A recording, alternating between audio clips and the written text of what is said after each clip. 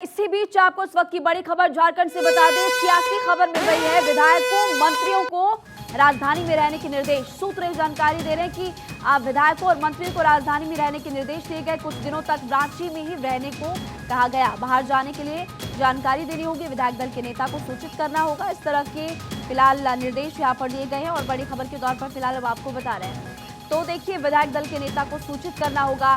ये इस वक्त की बड़ी खबर आपको बता रहे हैं, सियासी खबर। विधायक और मंत्रियों को रांची में रहने के निर्देश। बाहर जाना होगा तो सूचित करना होगा। कुछ दिनों तक रांची में रहने के लिए कहा गया है विधायकों और मंत्रियों को। अगर आप बाहर जाते हैं तो आपको जानकारी देनी होगी, विधायक दल के नेता को सूचित करना होगा। तो झारखंड से इस वक्त की बड़ी खबर आपको बता रहे हैं। झारखंड में सियासी हलचल काफी ज्यादा बढ़ती हुई नजर आ रही है। मनोज इस खबर को लेकर और ज्यादा जानकारी विस्तार से देंगे। मनोज, झारखंड की अगर बात की जाए तो काफी ज्यादा इस राज्य में सियासी हलचल देखने को मिल रही है। कल ही हमने देखा कि रांची समेत अलग अलग जगहों पर काफी ज्यादा छापेमारी चल रही थी। आईपीएस के ठिकाने पर छापेमारी, तो मुख्यमंत्री के सलाहकार पर भी छापा पड़ा था। और अब ये बड़ी खबर इस वक्त की विधायकों और मंत्रियों को बाहर अगर जाना होगा तो सूचित करना होगा। ऐसा क्यों? देखिए, अगर कल के घटनाक्रम की बात करें तो पूरे रांची में 6 से अधिक ठिकानों पर ईडी की रेड चलती रही, जिसमें सीएम के प्रेस सलाहकार सुनील कुमार पिंटू के यहाँ भी छापा पड़ा था। वहीं कई अधिकारियों के यहाँ भी छापे पड़े। वहीं दूसरी ओर ईडी के 7वें सम्मन का जवाब मुख्यमंत्री ने एक तरीके से मना कर दिया था ईडी को।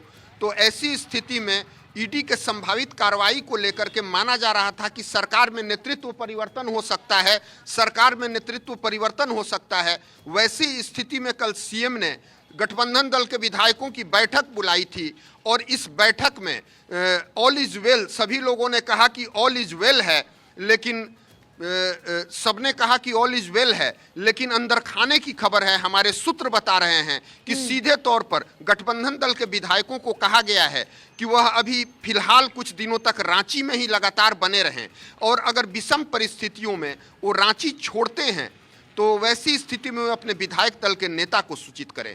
तो ये बड़ी खबर निकलकर सामने आई है, यानी नेतृत्व परिवर्तन की बात अभी खत्म नहीं हुई है। भले ही सब कह रहे हैं गठबंधन के विधायक कि सब कुछ ठीक है, हेमंत सोरेन ही हमारे नेता बने रहेंगे, लेकिन संभावित ईडी की कार्रवाई और ऑफिस के प्रॉफिट मामले में राजभवन के लिफाफा खुलने के अंदेशे को लेकर के एक तरीके से जेएमएम अब पूरी तरीके से तैयार है कि जो भी परिस्थितियां बनती हैं उसका वो सामना करेगी। इस हालत में सीएम हेमंत सोरेन अपनी पत्नी कल्पना सोरेन को कमान सौंप सकते हैं या फिर जेएमएम सुप्रीमो शिबू सोरेन को। ऐसी स्थिति में शिबू सोरेन सांसद हैं तो और कल्पना किसी सदन की सदस्य नहीं है, तो ऐसी स्थिति में कमान सौंप सकते हैं मनोज। हालांकि उनकी तरफ से खुद भी पिक्चर क्लियर की गई, उनकी तरफ से खुद एक आ गया कि ऐसा कुछ नहीं होने वाला है।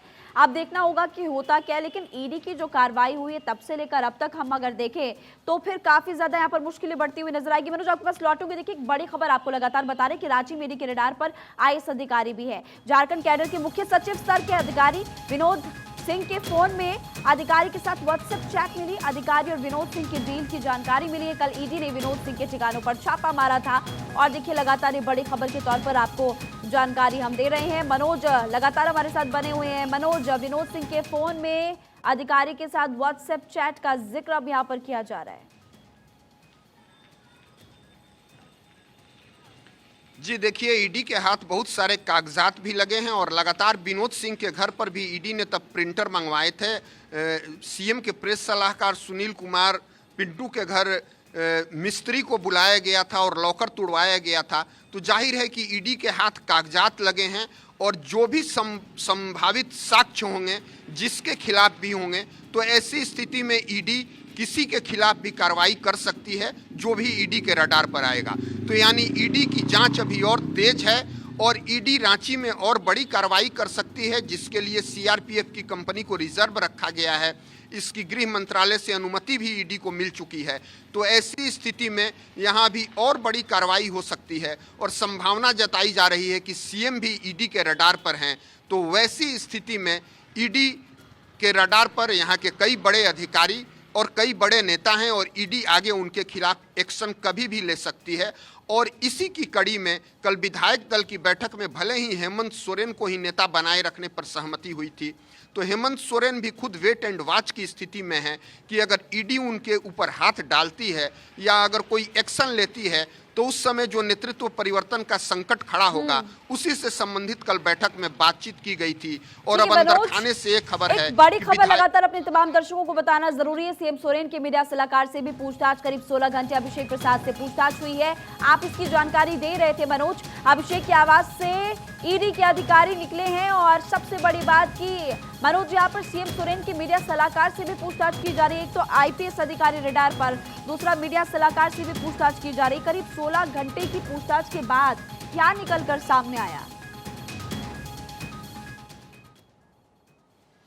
देखिए, ईडी ने अपनी जांच में जो भी पूछताछ की है उसे गोपनीय रखती है और अभी तक इस बारे में जानकारी नहीं आई है कि क्या पूछताछ हुई है। लेकिन यह कल की जो छापेमारी ईडी की थी, ये कहीं ना कहीं money laundering, prevention of money laundering act के तहत था, यानी इलीगल माइनिंग से जुड़ा मामला था जो साहेबगंज जिले से जुड़ा हुआ है। और इस मामले में करीब 1 साल पहले सुनील कुमार पिंटू से पहले भी ईडी पूछताछ कर चुकी है।